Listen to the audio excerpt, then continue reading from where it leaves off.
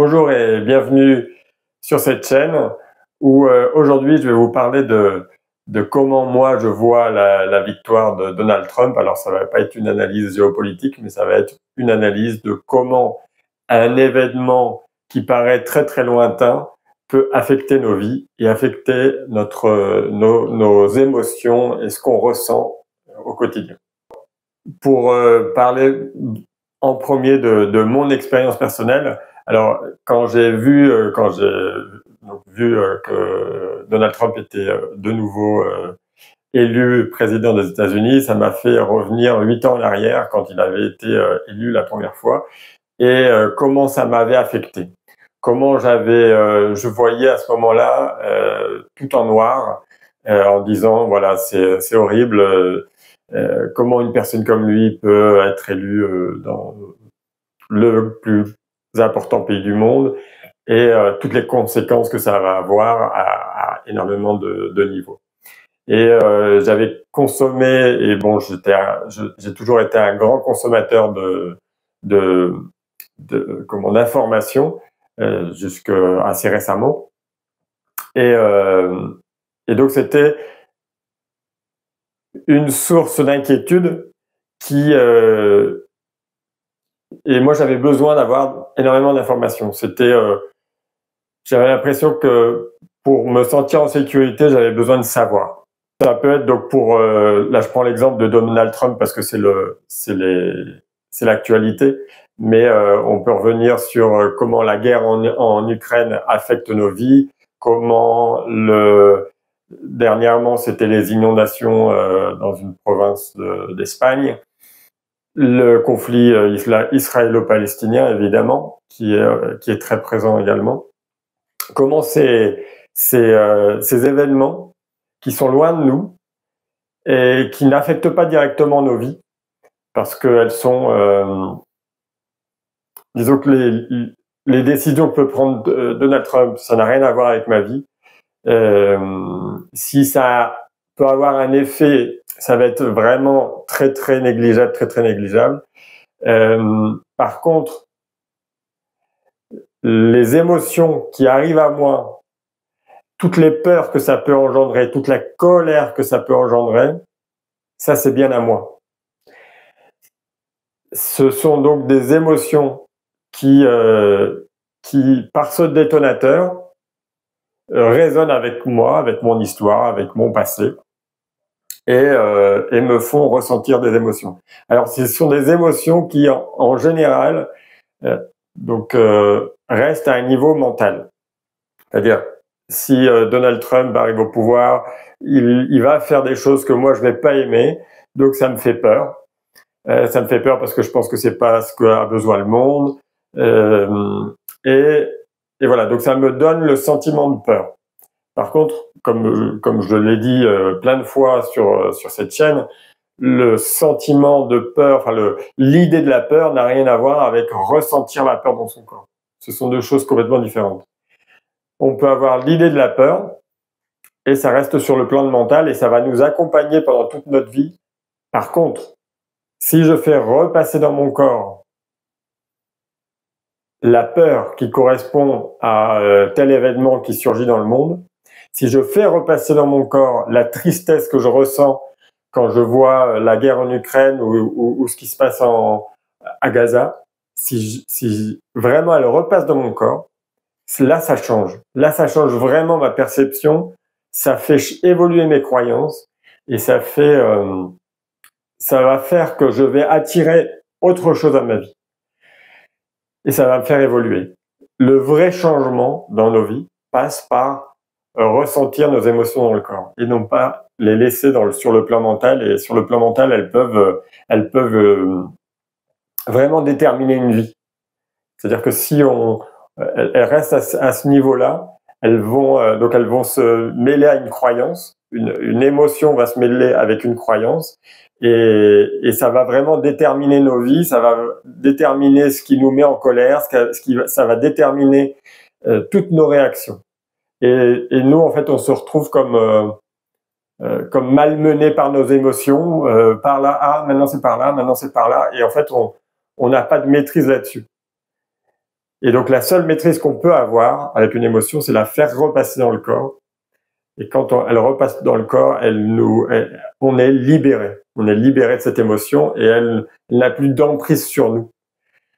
Voilà. Donc on peut être vraiment bombardé d'informations au quotidien qui nous emmènent vers toutes les émotions possibles et imaginables.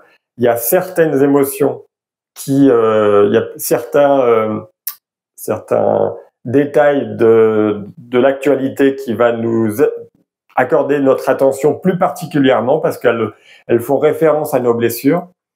Il y a des sujets d'actualité qui sont très universels, donc qui nous touchent tous, mais avec des matices différentes.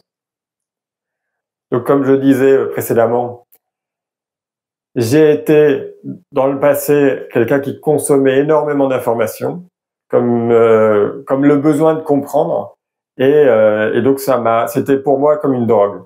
Faut comprendre que quelque chose que l'on fait au quotidien et qui est notre source de quelque part de s'échapper de notre vie et en même temps de nous nourrir de quelque chose qui nous fait pas forcément du bien, ça s'appelle une drogue. Et l'information avec le téléphone portable qu'on a dans la poche et qu'on peut regarder les informations vraiment à l'instant qu'on le souhaite, avec les chaînes d'information en continu, on est bombardé toute la journée d'informations.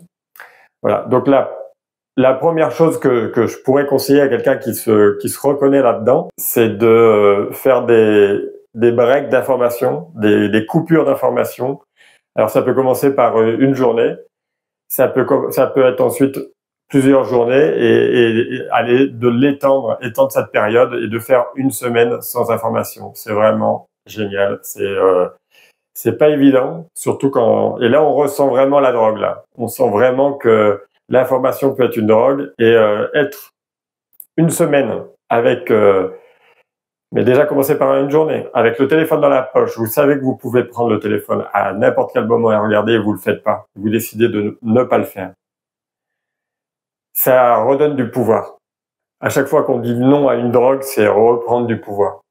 C'est moi qui décide l'importance que je vais donner aux informations et donc c'est moi qui décide et qui reprend du pouvoir quand je dis non à cette possibilité. Qui peut paraître très importante parce que c'est important de savoir ce qui se passe dans le monde, parce que il faut savoir ce qui se passe pour pouvoir voter par exemple. Alors moi j'avais ce problème. Pour moi, c'était important de savoir ce qui se passait dans le monde pour pouvoir avoir quelque chose à dire dans les conversations avec les gens. Voilà. Et donc, c'était la manière de me justifier à moi-même que c'était important de regarder les informations. Mais en fait, non, on peut très bien avoir d'autres conversations que les sujets d'actualité. Heureusement, on peut parler d'autres choses. Pour revenir à Donald Trump, par exemple, mais on pourrait dire la même chose de Poutine, on pourrait dire la même chose de personnes comme ça qui font surgir les polarités. C'est-à-dire que certaines personnes vont le voir comme un héros et certaines personnes vont le voir comme l'ennemi numéro un. Et ces gens-là, ils ont la capacité, donc ils vont récupérer énormément d'énergie. Chaque personne, avec son attention, donne de l'énergie à ce dont il porte l'attention. Si je suis fan de Donald Trump et que je regarde toutes ses vidéos parce que j'adore ça, je vais lui donner de l'énergie. On est d'accord.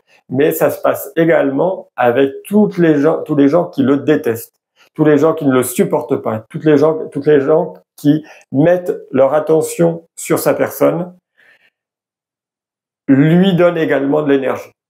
Donc ce sont des personnes qui arrivent en polarisant, c'est-à-dire en étant j'aime ou j'aime pas, ils arrivent à récupérer énormément d'énergie. Alors, c'est une énergie bien sûr subtile, mais c'est une énergie qui leur arrive et qui leur permettent de réaliser leur projet. Donc souvent, toutes les personnes qui veulent, qui voient qu'il y a un problème dans le monde et qui veulent agir, ils veulent faire quelque chose pour sauver le monde ou pour changer les choses, s'ils dirigent leur attention sur ce qu'ils n'aiment pas du monde et qui veulent détruire cette chose qu'ils n'aiment pas du monde, en général, ils alimentent. Ils font c'est l'effet inverse en fait. Ils nourrissent ce qu'ils veulent détruire. Donc c'est très différent par exemple, je veux sauver, pour moi la biodiversité c'est très important. Donc je vais mettre toute mon énergie à attaquer ceux qui ne respectent pas la biodiversité. Donc je mets leur attention, donc je donne de l'énergie à ces personnes-là. C'est très différent que de le faire avec une autre approche qui est de dire je vais mettre mon énergie à dire qui je suis et à dire comment moi je veux faire les choses. C'est-à-dire je ne le fais pas pour critiquer quelqu'un, je le fais juste pour dire comment moi je le fais et comment moi je le fais différemment des autres. Parce que c'est moi et parce que je suis unique et que ma voix est importante. Quand on le fait avec cet objectif-là, avec cette direction-là, on a beaucoup plus de résultats. Et notre énergie, on la garde pour nous et on l'utilise pour donner de la force à notre voix, à notre personnalité, à notre manière de regarder le monde. C'est très très différent. Quand on a la tendance donc d'accuser quelqu'un qui est extérieur à nous et qu'on remet notre mal-être, nos peurs vers l'extérieur, c'est bien évidemment parce que on a quelque chose en nous, une croyance, que l'on a à regarder en nous-mêmes. C'est quelque chose que l'on a nous-mêmes. Si je me mets en colère contre ceux qui ne respectent pas la nature, c'est parce que quelque part, il y a quelque chose en moi qui n'accepte pas, qui ne respecte pas la nature. Et que moi, je veux pas le voir. Je veux pas voir ma partie. Même si elle est toute petite, même si elle est très subtile, il y a quelque chose. Il y a quelque chose qui nous met en colère. Et qui nous met en colère contre nous-mêmes. Mais on veut pas voir ça. Donc on met la colère vers l'extérieur. Quand on reconnaît cette part de nous, quand on sort notre colère, notre rage, quand on ressent notre peur, et qu'on se rend compte que nous, on avait ça, qu'on avait ce jugement envers nous-mêmes, alors là, ça change tout. Là, ça change tout. Et donc, on a beaucoup plus de facilité pour ne faire les choses que pour montrer qui l'on est. Sinon, on a toujours la tendance à vouloir accuser quelqu'un. Voilà. Pour terminer cette vidéo, je voulais vous montrer quelques exercices qui permettent de couper le lien énergétique. Alors, on va imaginer que si je pense toute la journée à Trump et toutes les conséquences horribles qu'il va y avoir dans le monde parce qu'il a été élu, donc il y a une sorte de tube énergétique qui va directement de moi vers lui et qui prend mon énergie et qui va dans ce tube jusque Donald Trump. C'est schématique, mais c'est vraiment ça qui existe. Si je veux fermer ce tube, donc j'ai quelques exercices pratiques pour le faire. Donc la première chose, ça va être de lancer les bras comme ça, en quelque part sortant l'agressivité qu'on a envers cette personne. On peut fermer les yeux, se le représenter et vraiment vouloir, c'est comme si on pourrait faire presque le punching ball. Ça, c'est la première phase. Après, on peut se secouer un petit peu et ensuite on fait un stop. Stop.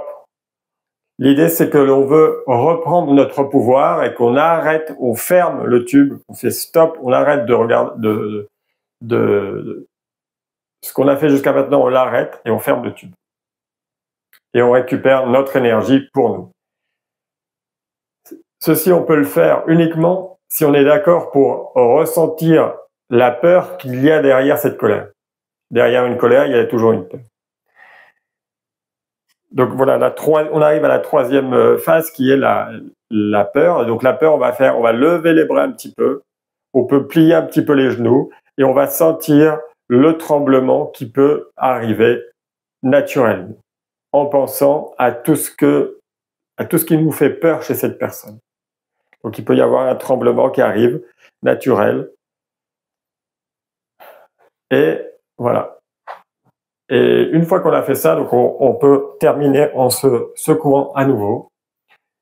Et voilà. Donc on peut faire ça plusieurs fois si on sent que la première fois on n'a pas tout pu libérer. Donc on peut le faire plusieurs fois, une fois par jour.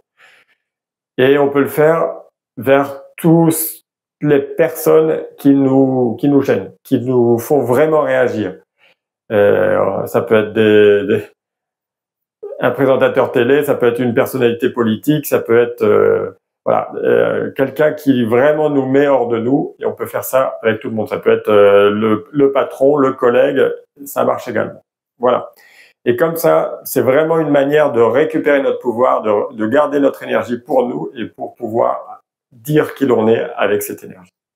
Voilà, j'espère que cette vidéo vous a plu, qu'elle vous a intéressé. Vous pouvez la commenter, je serai ravi de répondre à vos commentaires. Vous pouvez la partager évidemment et vous retrouvez sous cette vidéo les informations pour pouvoir prendre rendez-vous avec moi si vous sentez que vous avez besoin de libérer, d'être accompagné pour libérer vos émotions, pour qu'elles ne restent pas sur le plan mental mais qu'elles passent dans votre corps. Voilà, je vous laisse et je vous souhaite une très bonne journée. Au revoir.